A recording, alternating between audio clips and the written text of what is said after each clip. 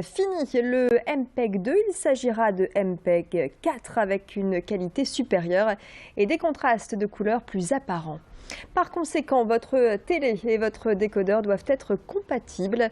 Alors vous avez encore un peu de temps pour vous y préparer, mais mieux vaut prendre un peu d'avance pour vous assurer d'une bonne réception de la HD. Une astuce, si vous visionnez le logo HD lorsque vous regardez Arte, eh bien votre télé recevra la HD au mois d'avril. Dans les magasins, les vendeurs se préparent à voir affluer les clients dans les prochains mois pour l'achat de boîtiers, comme c'est le cas chez ce spécialiste à Villeneuve-d'Ascq où s'est rendue Clotilde Leguévec. Alors, il y a eu peu d'informations pour le moment. Là, il y a un spot publicitaire qui a démarré depuis une quinzaine de jours, qui va commencer à permettre aux clients d'être informés.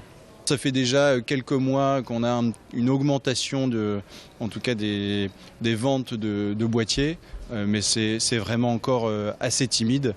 Et on sait qu'il y a beaucoup de clients qui vont se réveiller à la dernière minute pour venir acheter leur boîtier, voire même quand ils vont se retrouver avec un écran bleu, ils feront uniquement la démarche à ce moment-là. Après une année 2015 très silencieuse, Jean-François Copé fait son grand retour et c'est à Roubaix, à l'EDEC, qu'il a donné une conférence hier soir. L'ancien dirigeant de l'UMP sort un livre Back to the Competition. Il revient sur son parcours et ses convictions et surtout il dit avoir pris beaucoup de recul et s'être recentré sur lui-même. Il dit avoir évolué. En 2014, il avait démissionné de son poste de président de l'UMP suite à l'affaire Pygmalion dans laquelle il a été inculpé. Un coup dur pour celui qui ambitionnait de se faire une place dans la vie politique française.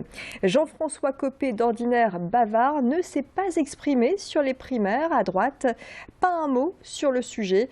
Il souhaite en revanche participer au débat d'idées comme il l'a confirmé au micro de Xavier Silly. Ça permet de partager des idées. J'espère que ça intéressera les lecteurs et puis c'est une manière aussi de considérer que cette année 2016 sera une année de débat et c'est très important qu'il y ait du débat aujourd'hui à droite alors qu'on sait très bien qu'à gauche il n'y en a pas. Des débats alors avec les Républicains qui aujourd'hui sont peut-être pas forcément en bonne entente d'une manière générale. Enfin ni en bonne ni en mauvaise entente, c'est la nature humaine. Le sujet c'est les débats d'idées, c'est qu'est-ce qu'on propose pour les Français et c'est à ça que je voudrais travailler. Allez, je vous propose de chausser les skis pour une descente Touchus. Et c'est peut-être bientôt l'heure du départ direction les stations de ski. Les vacances d'hiver approchent, alors rien de tel que cette piste à Nœux-les-Mines pour une mise en jambe.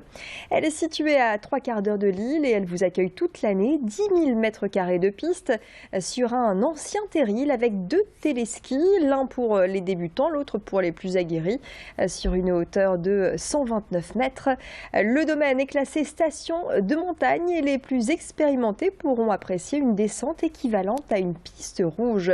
Ici, pas de neige mais un tapis avec poils de plastique et tout est prévu pour la location du matériel. Céline Huret est allée y faire un tour.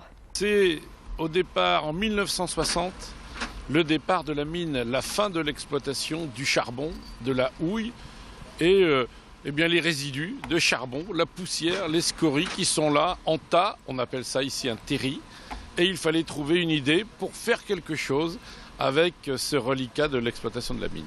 Il y a une image de folklore. Ici, on faisait sur le cul des bouilleuses, les mineurs savent ce que c'est, on faisait de la luge. L'idée est donc restée d'un souvenir d'enfance de pouvoir comme cela faire de la glisse. Allez, une info insolite à présent avec une petite révolution dans le monde des albums Panini. Car les clubs de foot ont la possibilité de créer leur propre album Panini. C'est le choix adopté par le club d'Armentières, un club amateur qui a trouvé l'idée intéressante. Chaque joueur a été pris en photo et désormais ils s'échangent les images qui s'affichent dans leur album. Objectif: terminer l'album, bien sûr, un jeu ludique et surtout une manière de garder un souvenir du club avec les photos des petits camarades grâce à cet album personnalisé. Réaction recueillie sur place par Xavier Silly. Grâce à ces albums, on en voit que les gamins échangent énormément leurs vignettes et permet aussi de se rencontrer, que ça soit pas toujours dans la même catégorie. Là, je m'occupe aussi des U14. Ils peuvent échanger avec des U7, U8, U9, donc ça permet de voir un petit peu tout le monde. J'ai découvert avec Thomas, et après je me suis eu tout de suite, et après on fait des échanges avec mon équipe. On peut découvrir tous les gens du club, on le ramène avant les entraînements. Ça permet aussi de connaître des gens et aussi faire plus d'amis dans le club. Par exemple, en faisant des échanges, on peut parler avec des autres gens. Les gens de mon équipe, ils viennent, ils font venez, on fait des doubles, etc. On arrive, on fait des doubles, on fait des échanges, etc. Et c'est la fin de ce flash, merci de l'avoir suivi. Dans quelques instants, les prévisions météo avec, vous allez voir, la tendance qui va s'inverser à l'approche du week-end. Restez avec nous, l'info continue sur Grand Lille TV.